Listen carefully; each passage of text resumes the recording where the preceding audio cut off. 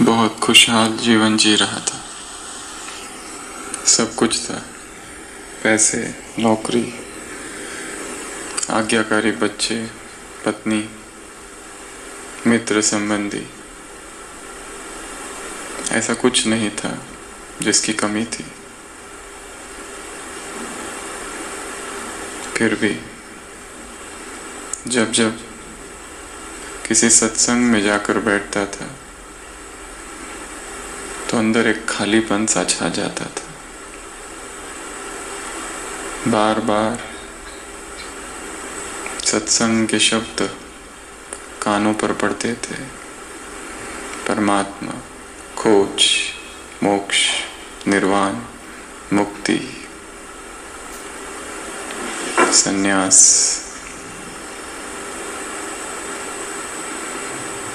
और जब जब घर आकर टीवी चैनल्स खोलता था तो वही सब बातें दोहराई जाती थी। यहाँ का आश्रम, वहाँ का आश्रम। प्रवचन सुनते रहता था और प्रवचन सुनते सुनते उस व्यक्ति के मन में वैराग भाव प्रकट हुआ और वो वैराग धीरे धीरे बढ़ता गया। संसार की सभी वस्तुएं, चीजें व्यर्थ दिखाई देने लगी।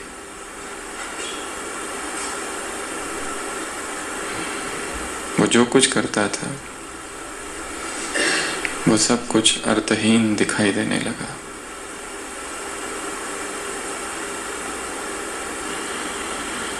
और एक दिन वो निर्णय कर लेता है कि मुझे इस संसार का त्याग करना है और संन्यास लेना है।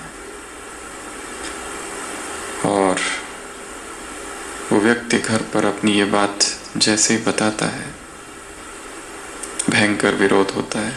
मित्र उसे समझाते हैं, बच्चे समझते हैं पता नहीं क्या हो गया बुढ़ापे में। माता पिता भी समझाते हैं कि क्यों जा रहा है, आखिर क्या चाहिए। पत्नी भी समझाती है, पर वो कहता है कि ये संसार मोह माया है, चाहो तो तुम भी मेरे साथ चलो। पत्नी कहती है नहीं, मेरे लिए तो यही संसार है, बच्चे और ये घर। उसे हंसी आती है, मूर्ख अज्ञानी स्त्री।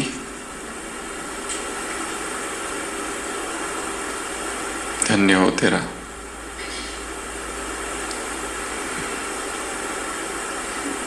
और वैरागी मन को जितना भी रोको, वैराग और दृढ़ होता है और बढ़ता है। आखिरकार सभी कोशिशें व्यर्थ हुई और वो निकल पड़ा। कई जगह गया, बनारस गया, हरिद्वार गया, ऋषिकेश गया, भिन्न भिन्न स्थानों पर गया। पर वहां जाकर उसे नई बात पता चली कि जिस आश्रमों में रहना पड़ता है वहां पर खुद का खर्चा खुद करना पड़ता है।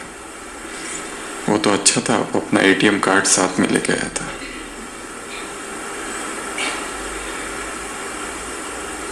कहानी लेटेस्ट है। आश्रमों पर रुका, वहां की किताबें बेची, नियमों का पालन किया, पर भोजन खुद का खुद।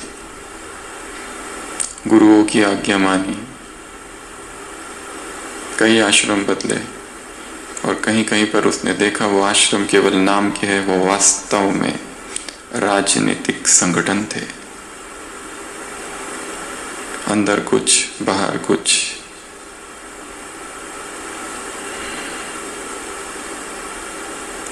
राम कथाएं सुनी, पर देखा कि जो सुना रहे हैं उनके बोल में और उनके कर्म में अंतर है। और उसने देखा कि यहाँ भी वही झूठ है, यहाँ वही पाखंड है।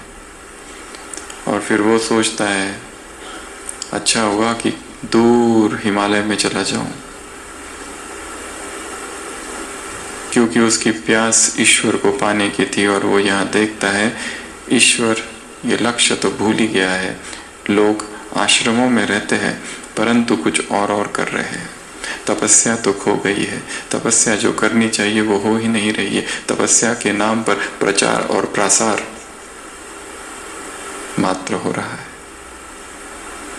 हिमालय पर जाता है और हिमालय के एक आश्रम में रुकने लगता है। भव्य आश्रम है, असंख्य सन्यासी है, छोटी आयु से लेकर बड़ी आयु तक वहां रहने लगता है। अपना भोजन खुद बनाता है, खाता है। और एक दिन वहां एक छोटा सा बच्चा होता है, वो भी सन्यास लेने वहां आया हुआ है। उसे देखकर उसे आश्चर्य होता है। उस बच्चे से पूछता है, तुम यहाँ क्यों आए? वो बच्चा रोने लगता है, कहता है, मेरी माँ मर गई, मेरे पिताजी मुझे यहाँ छोड़ गए, मुझे अपनी मम्मी के पास जाना है, पर यहाँ मुझे कोई जाने नहीं देते।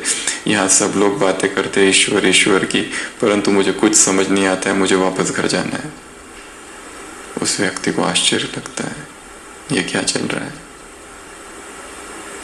एक युवा होता है ब्रह्मचारी। उस ब्रह्मचारी को देखकर यह व्यक्ति पूछता है कि तुम इस उम्र में इतना त्याग, इतनी प्यास परमात्मा को पाने की, तुम संसार छोड़कर यहाँ आ गए, जंगलों में, इस पहाड़ों पर। वो युवा कहता है कि आप शादीशुदा हो? वो कहता है हाँ। वो कहता है मैंने सुना है स्त्री नरक का द्वार है, पर मुझे अनुभव करना था। शादी की बड़ी तीव्र कामना है, पर परिस्थितियां ऐसी आई कि सन्यास लेना पड़ा और यहां सन्यासी बन गया। पर अवसर मिला तो जरूर लौट जाऊंगा। उस आश्रम के जो मुख्य है, 60 वर्ष उनकी उम्र, प्रकांड पंडित है, ज्ञानी है, वेद उपनिषद कंठ है। उनसे वो पूछता है, आपका क्या अनुभव है, आप कैसे सन्यासी बने? वो कहता है, पत्नी जो थी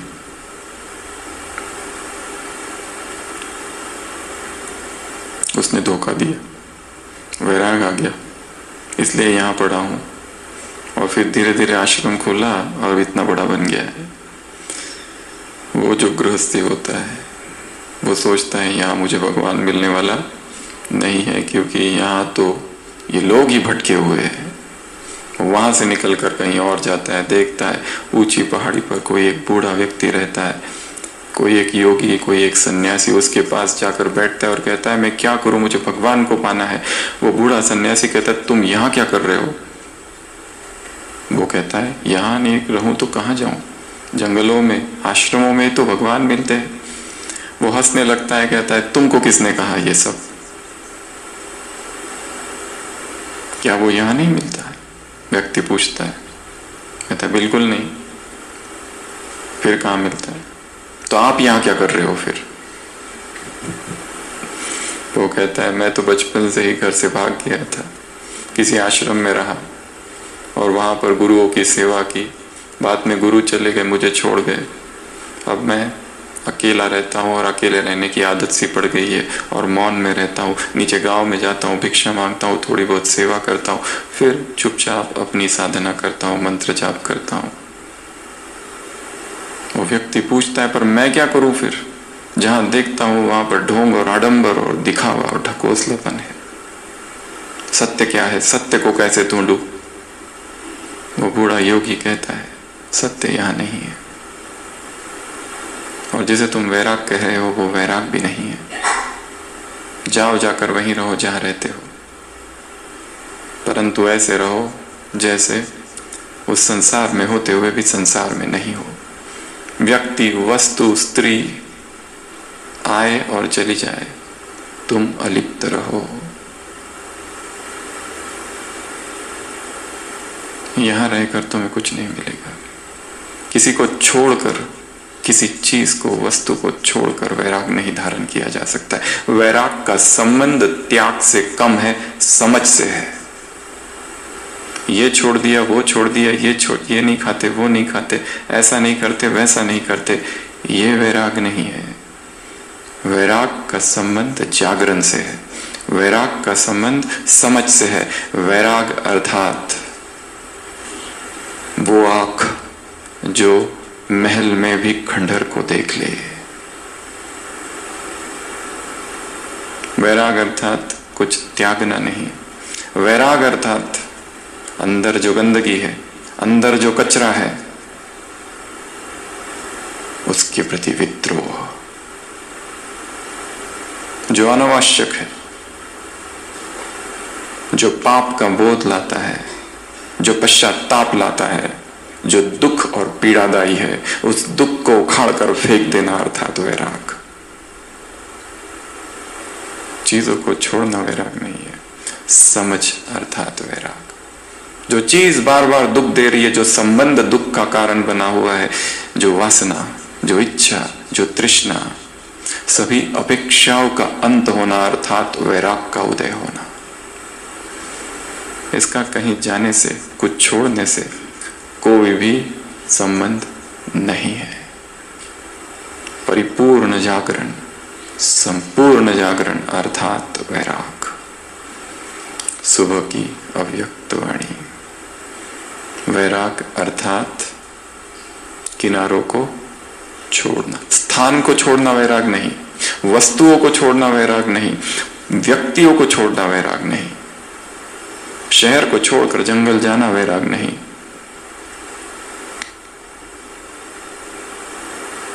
किनारों को छोड़ना, क्योंकि किनारों को क्या कर दिया गया है? अपना क्या बना रखा है? सहारा। किनारे छूटते जाए। मुरली में बाबा ने कहा किनारों की लिस्ट अगली बार बताएंगे। और क्या अगली बार बताएंगे? और एक चीज है जो अगली बार बताएंगे, खेल। बच्चे क्या क्या खेल करते हैं वो अगली बार बताएंगे। और किनारे कौन कौन से है उसकी लिस्ट अगली बार। तो इंतजार करते रहोगे उसके लिए या खुद निकालोगे? खुद निकालना है। तो भट्टी का आज आरंभ भी समझो और लक्ष्य मिल चुका है, वैराग।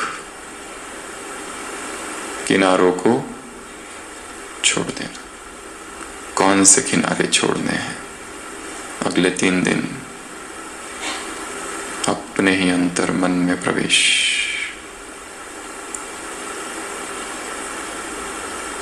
किस संबंध ने पकड़ रखा है? किस वासना ने पकड़ रखा है? किस एडिक्शन, किस व्यसन ने पकड़ रखा है?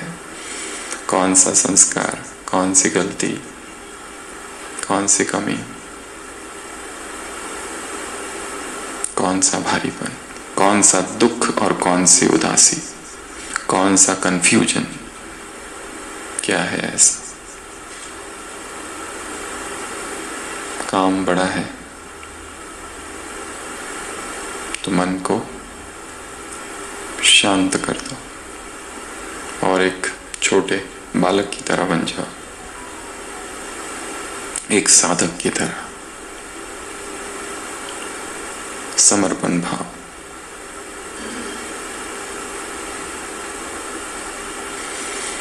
तो आज सुबह की व्यक्त वाणी कौन किससे मिल रहा है?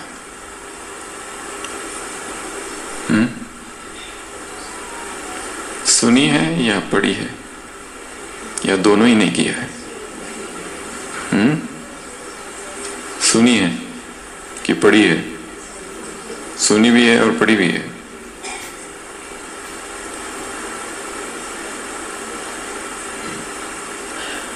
केवल सुनने सुनाने से कुछ नहीं होगा। मुरली में ही है आज, करना होगा।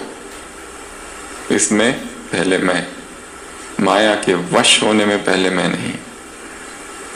तो पूरी मुरली तपस्या पर है। इस तपस्या की हम आज के इस सत्र में मुरली के आधार से 16 बिंदु देखेंगे। तपस्या अर्थात क्या? सबसे पहला, तपस्वी वो जो स्नेह के पुष्प अर्पित करे। बाबा ने कौन सा दृश्य देखा आते ही? ऐसा दृश्य जो और कोई देख नहीं सकता, ऐसा दृश्य जो केवल बाप जानते हैं और बच्चे जानते हैं। सबसे प्रथम दृश्य है कि आत्माओं के हृदय से क्या निकल रहा है? स्नेह के पुष्प अर्पित हो रहे हैं, स्नेह के पुष्पों की वर्षा। तो अगले 3 दिन ये अभ्यास बहुत अच्छा है कि जहां मैं मधुबन में घूम रहा हूं, चल रहा हूं, मुझ पर क्या हो रही है? स्नेह के पुष्पों की वर्षा। कौन डाल रहा है? ऊपर से भगवान। कितना सुहावना दृश्य है और कितनी सूक्ष्म और सुखद अनुभूति है। जहां मैं चल रहा हूं वहां स्नेह के पुष्प। देखो गिर रहे क्या? ऐसे करके देखो, यहां कुछ होंगे पंखुड़िया, देख लो एक बार, है ना? है। मुझ पर स्नेह के पुष्पों की वर्षा हो रही है। बाबा कह रहे हैं बच्चे स्नेह के पुष्पों की वर्षा कर रहे हैं। ये दृश्य बाबा ने देखा और हम क्या अनुभव करेंगे? वो कर रहा है। और यहां बैठे बैठे वहां का दृश्य इमर्ज करो। अपने लौकिक घर, सेवा केंद्र, कार्यस्थान और अमृत वेला कल देखना मैं वहां हूं, वहां के कार्य करते हुए यहां से देखना। और सभी कार्य करते हुए क्या हो रहा है वहां पर? मुझ पर मुरली सुन रहा हूं, सुना रही हूं, कोर्स कर रहे, करा रहे, जो कार्य वहां है, गाड़ी चलाना, ट्रैफिक, ऑफिस, सब कुछ करते हुए वहां पर मुझ पर क्या हो रहा है? स्नेह की पुष्पों की वर्षा। किसी मुरली में बाबा ने कहा था रेन्स ऑफ गोल्डन फ्लावर्स। कौन से पुष्प? सुनहरे, स्वर्णिम, स्वर्ण फूल। पर किस पर होगी? यह भी एक प्रश्न है। सब पर?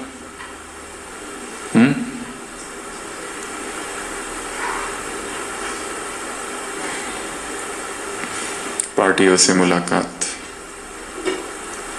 श्रीमत पर चलने में जो आदि करेंगे उन पर। आदि स्थान से आए हो, आदि रतन बनो स्थिति में। तो जिनकी स्थिति आदि रत्नों जैसे होगी उन पर क्या होगी? वर्षा। पर अनुभव तो अभी से चालू कर देना। अगले 3 दिन दिन रात ही अनुभव करना है, डे एंड नाइट। उठो तो बिस्तर पर देखना ये फूल किसने डाले,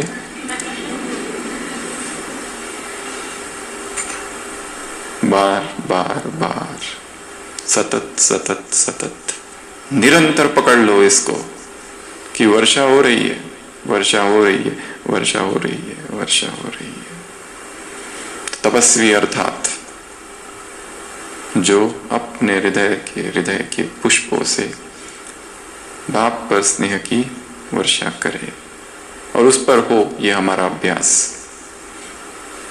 तपस्वी अर्थात दूसरा, जिसके मन से कौन सा गीत बजे, कौन सा साज, मेरा बाबा, मेरा बाबा, मेरा बाबा, धुन लग जाए अगले 3 दिनों के लिए। जब करते हैं ना वैसे।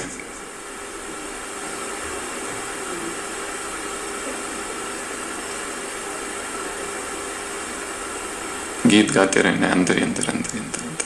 टाइम मिला तो चालू कर दो, मेरा बाबा, मेरा बाबा, मेरा बाबा। स्थूल में और मन में कहने मात्र से ही समीपता का अनुभव होगा। तपस्वी अर्थात हृदय से एक गीत बजे। दूसरी निशानी। तीसरी, तपस्वी आत्मा अर्थात तपस्या अर्थात दीप जले। कौन सा? कौन सा? मुरली सुनी है ना? सुबह सुनी थी, उसके बाद पता नहीं कितनी बातें हो गई।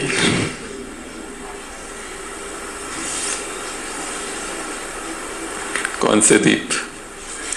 ये मिलन जो है उसकी शुभ आशाओं के दीप, अर्थात निरंतर मिलन हो रहा है। वो और मैं अकेले अलग अलग हो ही नहीं। My father and I R one. My father and I R one. वो और मैं एक हूं। या फिर तुम तो यहीं कहीं बाबा मेरे आसपास हो। देख लो एक बार, बाजू में बैठा तो नहीं है, या तो पीछे होगा कहीं, या तो सामने, पर है। आते नजर नहीं, पर है।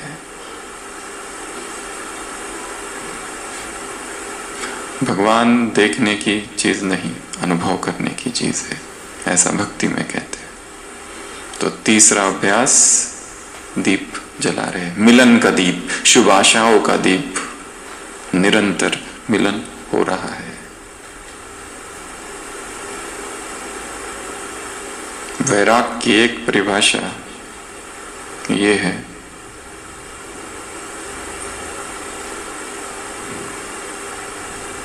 दूसरों पर जो बुद्धि टिकी हुई है वहां से वो हट जाए, अर्थात वैराग।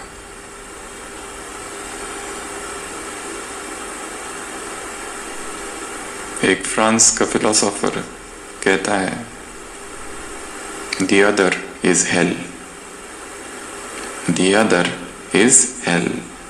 अपनी बुद्धि को दूसरों से हटा दो। चौथा, तपस्वी आत्मा, अर्थात कहाँ बैठी है वो? बाबा ने क्या कहा? ये तख्त कैसा है मेरा, विशाल। जो भगवान के दिल तख्त पर निरंतर बैठी है वो है तपस्वी आत्मा। तो क्या अनुभव करेंगे? मैं कहाँ बैठा हूं, कहाँ बैठी हूं, कौन से सोफे पर, कौन से तख्त पर, कौन सी सीट पर? ताऊसी तख्त, दिल के ताऊस तख्त पर तू दिल वाला है। हमारे तख्त पर वो बैठा है, पर बाप के दिल तख्त पर कौन बैठ सकता है? एक अव्यक्त वाणी थी 2010 की, जिसमें बाबा ने शुरुआत में ही पूछा था कि भगवान के दिल तख्त पर कौन बैठ सकता है? उत्तर था बाबा का, जिसने बाप को अपने दिल तख्त पर बिठाया है वही बैठ सकता है। और भगवान का जो दिल तख्त है कैसा है? बहुत प्योर, बहुत ज्यादा पवित्र, जिसमें जितनी प्यूरिटी की पावर होगी वही उस तख्त पर बैठ सकते हैं। बाकी सब फिसल जाएंगे क्योंकि बहुत स्लीपरी है।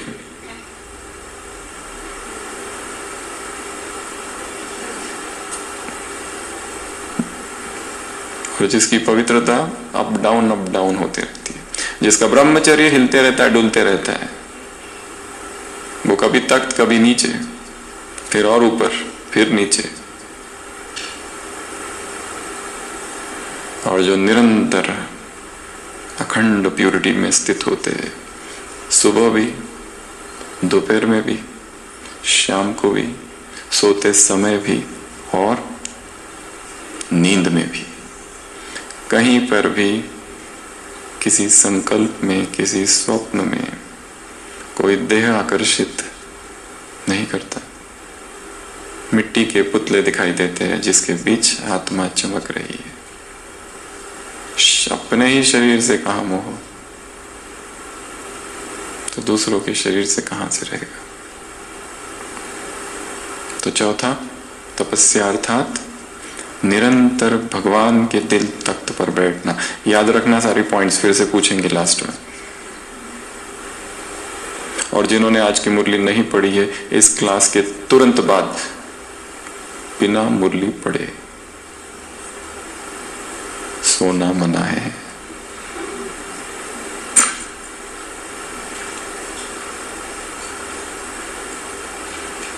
जो पॉइंट्स बता रहे वो वास्तव में है या नहीं, कंफर्म भी कर लेना ना।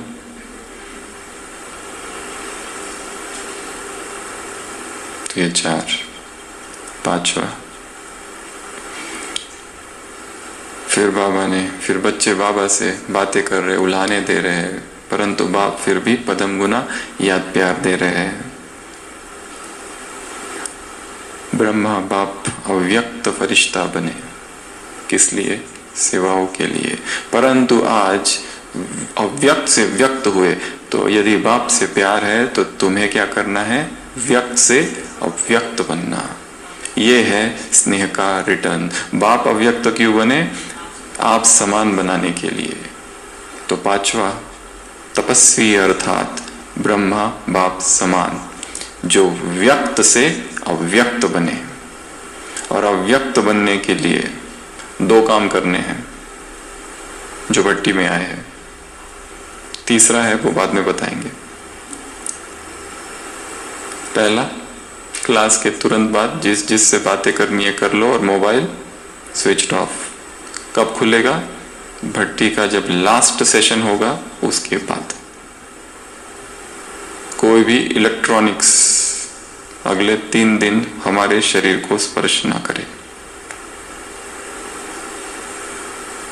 ठीक है? बड़ा भारी काम है ये, पर 3 ही तो दिन के लिए आए हैं और बहुत कुछ लेकर जाना है। जो प्रशासन में है, जिन्हें प्रबंध करना है, उनकी बात अलग, वो 1-2 लोग, वो बहनें, पर बाकी सभी जिससे बात करनी है कर लो। बाकी संसार से connection cut off, no contact, किसी से भी नहीं। दूसरा काम, आपस में बातचीत बंद, कोई शेयरिंग ऑफ एक्सपीरियंस नहीं। जब बोला जाएगा यहां आकर शेयर करो, उस दिन शेयर करना लास्ट, तब तक कुछ नहीं। बोलते बोलते तपस्या नहीं होती है।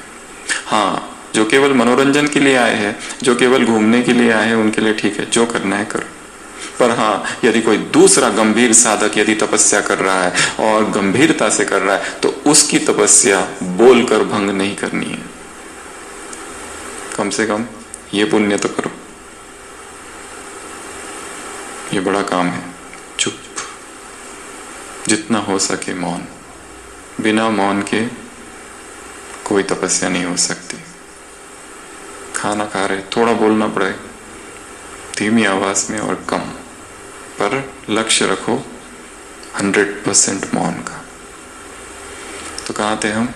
5वां, अव्यक्त अर्थात व्यक्त नहीं, बोलना व्यक्त भाव है। 6वां, मुरली में बाबा ने कहा बेहद तपस्या का मुख्य आधार या मुख्य साधन है बेहद का वैराग। और वैराग की परिभाषा आज की मुरली से किनारे छोड़ना। तो कल सारे दिन भर ये काम करना है। मेरे जीवन में मैंने कौन से किनारे पकड़ रखे? वो किनारा व्यक्ति हो सकता है, वस्तु हो सकता है, वैभव, पैसा, कोई याद, कोई भोग, कोई वासना, कोई इच्छा, कोई तृष्णा, कोई अपेक्षा, कोई एक्सपेक्टेशन, कोई एम्बिशन,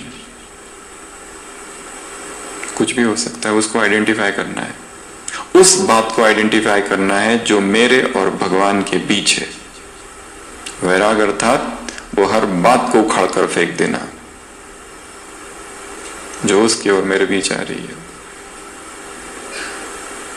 तो 6वां, तपस्वी आत्मा कैसी होगी? वैरागी। आंख कहीं ना डूबे।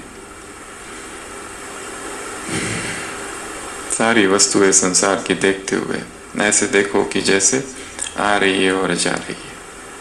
अनित्यता।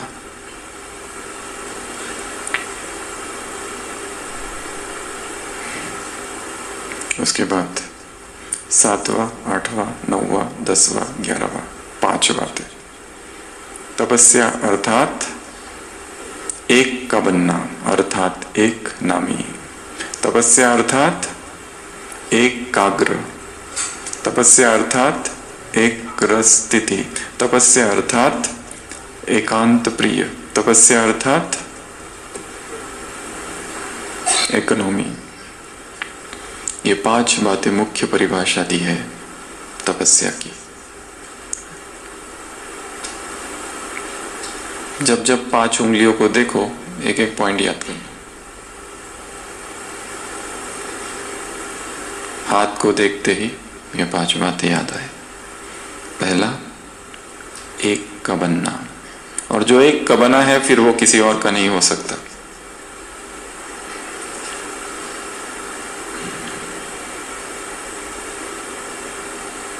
मन और शरीर एक को दिया है, एक का। दूसरा, एकाग्र। एकाग्रता तभी आती है जब हम फोकस हो जाते हैं। सुबह सुना रहे थे, बाबा ने एक बार, शिव बाबा ने एक बार प्रोग्राम दिया था कुछ भाइयों को मधुबन में। 3-4 भाई, जगदीश भाई थे, ओम प्रकाश भाई थे, और 1-2 भाई थे। 3 दिन का, 3 दिन एक ही कमरे में रहना, 3 दिन मौन, आपस में भी किसी से बात नहीं करना, 3 दिन फलाहार, और 3 दिन परमधाम शिव बाबा को याद करते रहना। ये 3 दिन का प्रोग्राम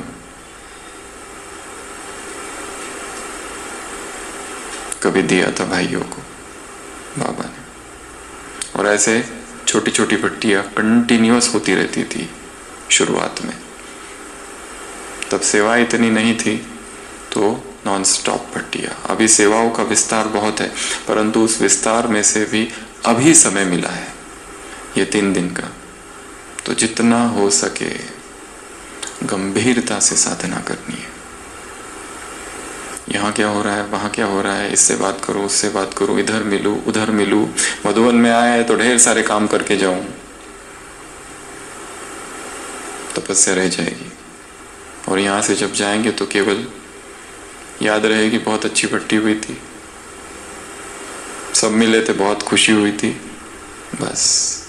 परिवर्तन नहीं होगा। परिवर्तन बड़ी गहरी साधना है।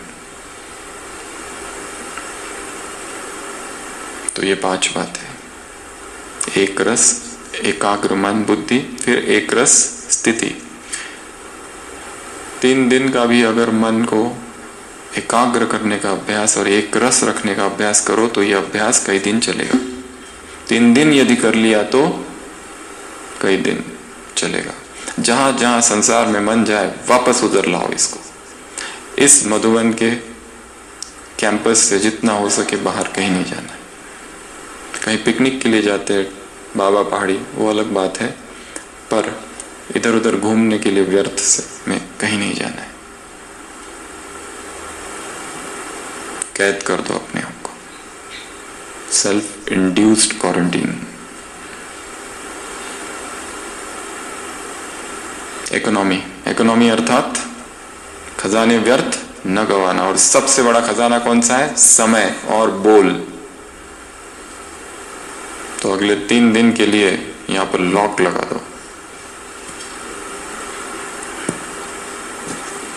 जब तक ये बंद नहीं होगा वर्बल डायरिया, तब तक मन का मौन भी नहीं होगा। मन का मौन आगे की स्टेज है।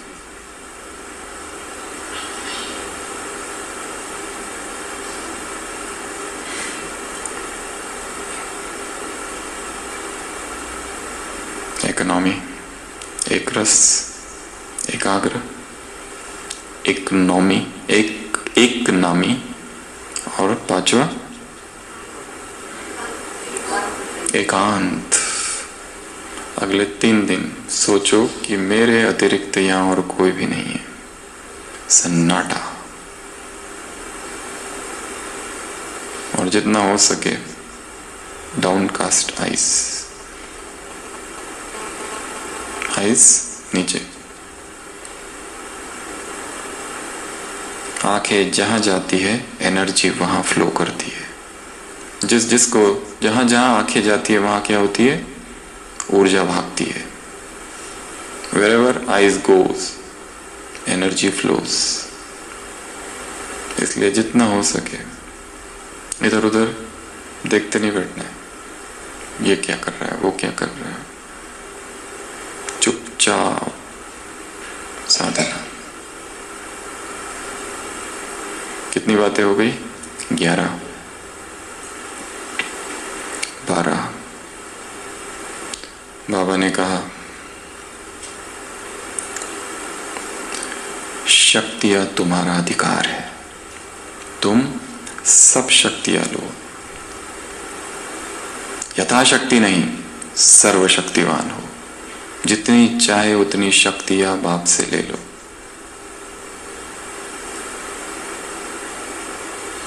अधिकार है। तो सारे योग के प्रयोग में क्या करना है कि मुझ में शक्तियां आ रही है, मैं शक्तिशाली हो रहा हूं। ये अभ्यास केवल यहाँ और मेडिटेशन में बैठते समय नहीं, चलते फिरते, कुटिया में जा रहे हैं, शांति स्तंभ पर जा रहे हैं, जहां जा रहे हैं फूलों की वर्षा हो रही है और मैं शक्तिशाली हो रहा हूं।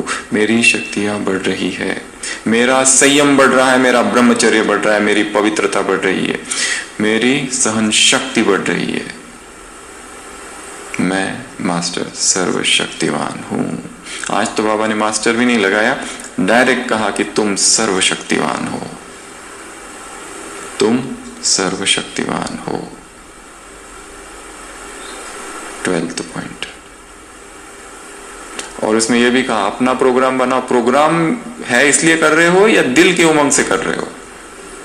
यहां आए हैं, जबरदस्ती उठना पड़ता है, करना पड़ता है, नहीं तो टीचर बहन जी हमारी एब्सेंट लगा देगी। दिल से कर रहे हो या प्रोग्राम है इसलिए कर रहे हो? दिल से।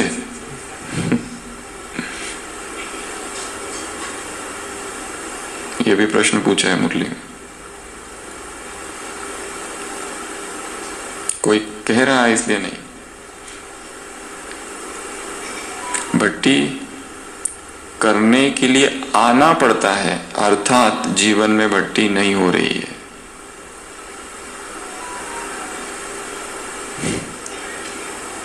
सतत भट्टी होती रहे। भट्टी वो घटना नहीं है जिसकी शुरुआत और अंत हो। भट्टी अर्थात सतत, निरंतर, चालू ही है हमेशा। तो 12th, 13th दादियों से मुलाकात। क्या कहा? इष्ट और अष्ट, समय प्रमाण, परिस्थितियों प्रमाण, जो शक्तियां मिली है उनका क्या करना है? कार्य में लगाना है, उनको यूज करना है। शक्तियां बहुत है। वैसे तो 8 शक्तियां भी नहीं, शक्ति एक ही है वैसे तो। जैसे करंट कितना होता है? एक ही होता है ना। पर वही करंट जब फैन से बहता है तो पंखा घूमता है और हवा मिलती है। वही करंट जब लाइट में जाता है तो प्रकाश। परंतु जब लाइट चाहिए तो फैन काम नहीं करेगा, और जब हवा चाहिए तो लाइट ऑन कर दो तो। शक्ति एक ही है, ईश्वरीय शक्ति। नाम अलग अलग दिए गए, समेटने की जो भी शक्तियां है सारी। सुबह सुबह अमृत वेला शक्तियां ले लेनी है। अष्ट और इष्ट, 8 शक्तियों की अनंत धाराएं मुझ में आ रही है। मैं इष्ट हूं, मैं अष्ट हूं। अष्टभुजाधारी कौन हूं? दुर्गा। तो ये भी एक अच्छा अभ्यास है अगले 3 दिनों के लिए, माताओं के लिए। कैसे चलेंगे? 4 इधर और 4 इधर। मैं कौन हूं? दुर्गा। कौन सी दुर्गा? अष्ट शक्तियों वाली दुर्गा। बाबा ने किसी को कभी पूछा था, बच्चे नींद आई? उसने कहा हाँ बाबा आई। कैसी नींद आई? बाबा बहुत अच्छी नींद आई। बाबा ने कहा अच्छा, मेरे भक्त तो उधर मुझे पुकार रहे हैं, क्या उनकी दुख की पुकार तुम्हें सुनाई नहीं देती? तुम्हें अच्छे से नींद आती है? तुम्हारी तो नींद फिट जानी चाहिए, तुम्हें कितने बड़े बड़े काम करने हैं। मैं अष्टभुजाधारी दुर्गा हूं, शेर पर सवार दुर्गा हूं।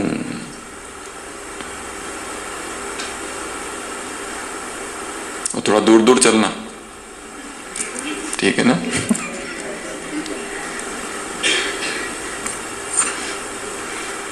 अंग से अंग न लगे, दूर हो जाओ, अभी भी जो बैठे अंग से अंग न लगे। स्पर्श लगते ही प्रकंपन आते हैं। योगी अकेला ही बैठता है।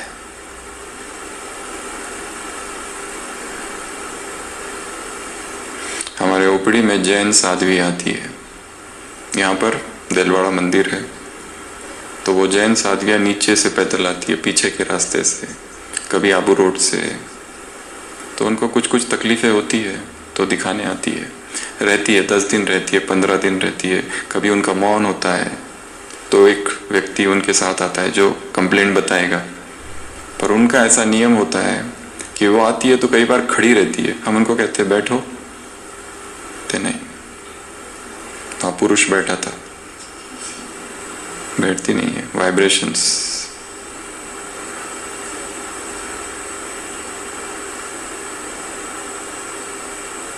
ऐसे नहीं बैठ जाती है कहीं पर। उनके नियम बहुत पक्के हैं। एडमिट भी होती है तो कई बार हमने देखा, जब एडमिट होती है बिस्तर पर नहीं, नीचे सोते। उनके बहुत सारे नियम होते हैं। तो वो अपनी धारणाओं पर कितने पक्के हैं। बाल निकालते हैं अपने हाथों से, एक एक जोर से।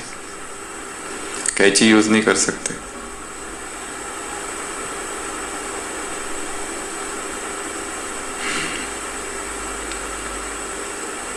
अष्ट और इष्ट, 12वीं या 14वीं पॉइंट संतरी दादी ने सुबह सुना ना क्लास में।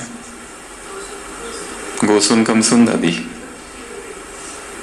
बाबा ने शरीर छोड़ा अपने कमरे में, मम्मा ने शरीर छोड़ा अपने कमरे में। न हॉस्पिटल, न line, tube, drain, tubes, ventilator, कुछ नहीं।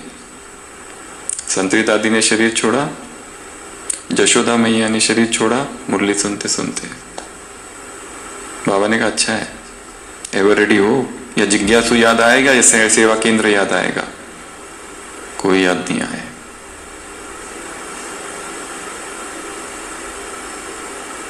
एक माता भट्टी के लिए आई थी, भट्टी करते करते ही शांति स्तंभ पर शरीर छोड़ दिया था। हॉस्पिटल आए लेकर, ब्रॉड डेड। तो बाबा ने क्या कहा? एवर रेडी है। कुछ भी जमा करके नहीं रखो, nothing, do not accumulate anything. ये सेवा करूं, वो करूं, ये करूं, इधर जाऊं, उधर जाऊं, ये सब ठीक है, परंतु अंदर से स्थिति अनासक्त। बाबा ने अपना भी उदाहरण दिया है ना। बाबा कैसे पकड़ लेते थे चीजों को, कोई पत्र, कोई पोता मेल, कहाँ गलती है और कहाँ करेक्शन देनी है। वैसे बाबा भी देखते रहते, चेकिंग करते रहते। बाबा को ये काम नहीं है कि एक एक का चेक करे, सबका पता कर सकते हैं। कई भाई बहनों ने ये भी कहा है कि बाबा में लास्ट 6 months थॉट रीडिंग की कैपेसिटी बहुत ज़्यादा आ गई थी। थॉट रीडिंग, कोई आता था अपनी समस्या लेकर, इससे पहले कि वो समस्या बताता, बाबा उसकी समस्या भी बता देते थे और उत्तर भी दे देते थे, दोनों चीज़ें। उनको आश्चर्य लगता था। बाप तो कहते हैं कि मैं थॉट रीडर नहीं हूं, फिर ये कैसे? तो उसके पीछे सूक्ष्म फिलॉसफी ये है कि जैसे जैसे आत्मा शुद्ध होती जाती है, प्योर होती जाती है, शरीर से डिटैच रहने लगती है, उसमें ये सारी सिद्धियां प्रकट होने लगती है अपने आप, ऑटोमेटिक।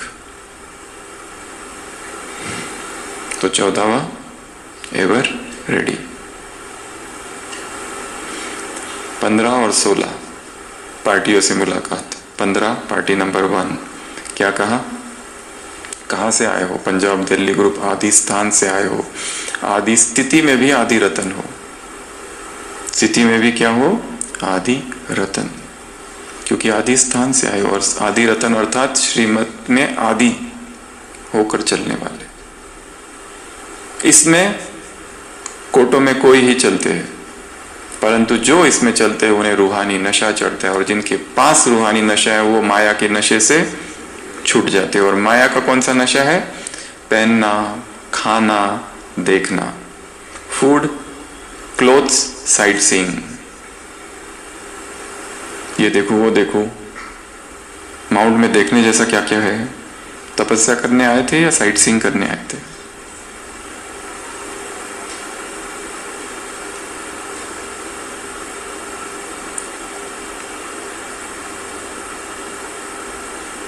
वैराग अर्थात महल में भी खंडर को देख लेना।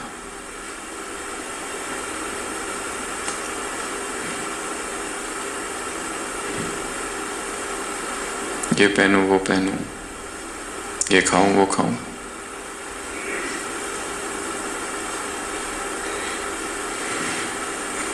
पहले मैं, जो पहल करता है उसे पदम मिलते हैं।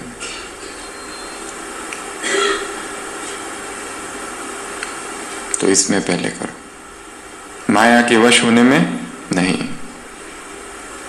तो 15वीं पॉइंट, नशा। कौन सा नशा? रूहानी नशा। और लास्ट पार्टी नंबर 2। कहाँ से आए हो? महाराष्ट्र, MP? कहाँ से आए हो? गुजरात। ओरिजिनल घर कौन सा है? ओरिजिनल स्थान कौन सा है? मधुबन। काम क्या करते हो?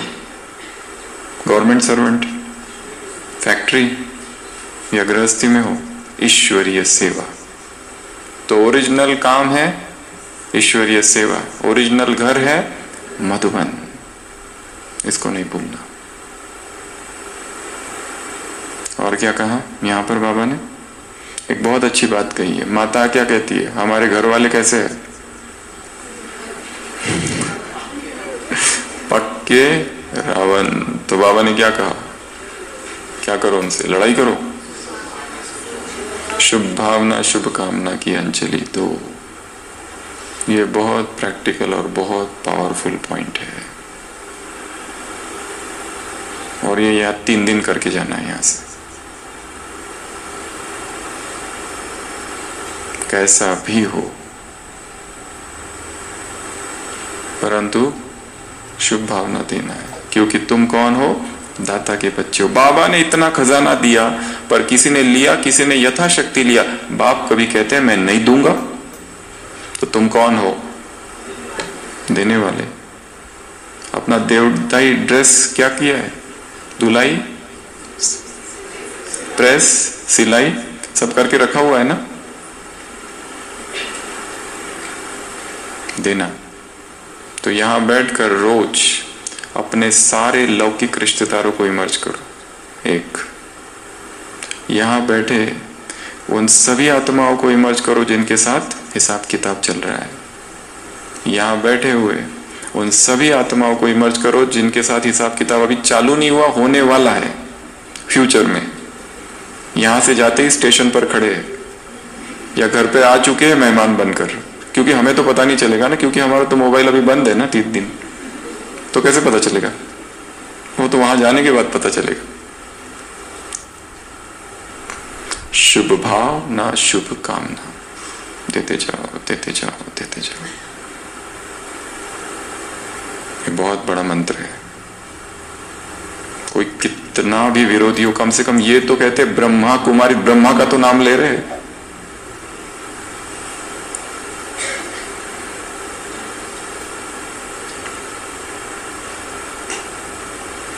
पॉइंट नंबर 1,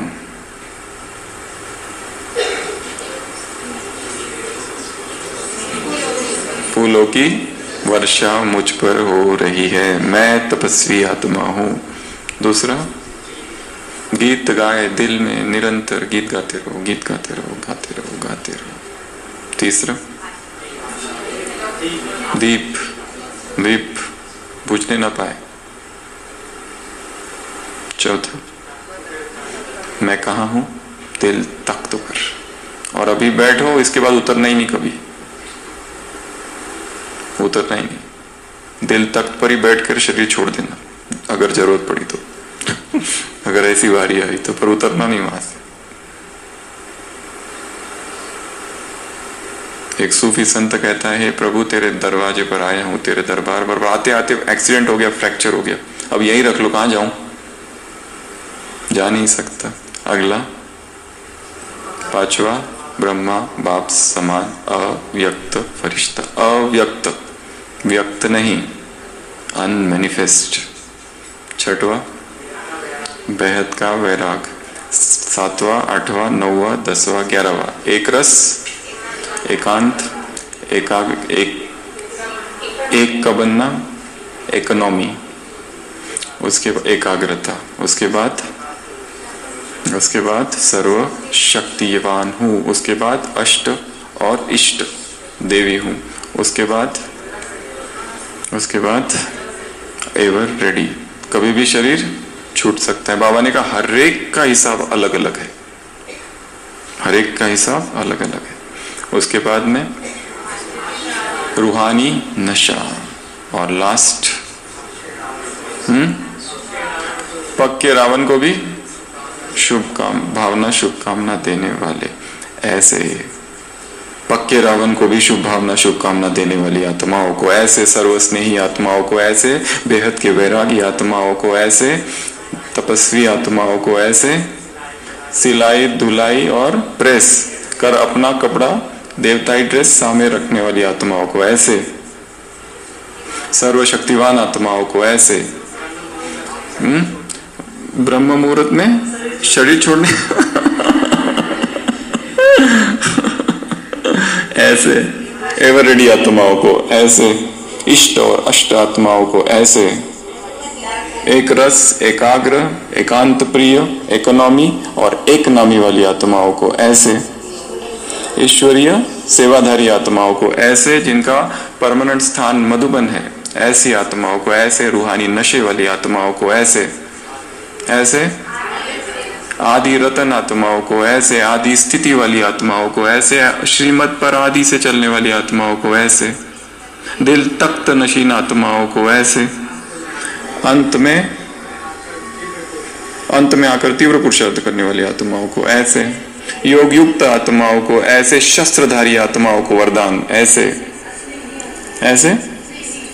स्नेही आत्माओं को, ऐसे अष्टरत्न हो गया, ऐसे महान आत्मा, ऐसे हफ्ते भर का नहीं सुनाना है, आज का सुनाना है, नहीं तो रात भर चलेगा ये बेहद के वैरागी हो गया। तो ऐसे ढेर सारे समान वाली आत्माओं को बाप दादा का याद प्यार, गुड नाइट और नमस्ते। हम रूहानी बच्चों की रूहानी बाप दादा को याद प्यार, गुड नाइट और नमस्ते। ओम शांति।